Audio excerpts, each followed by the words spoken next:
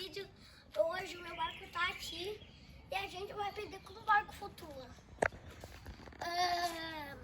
Por baixo, no casco do navio, tem um pouco de isopor. Por cima do isopor tem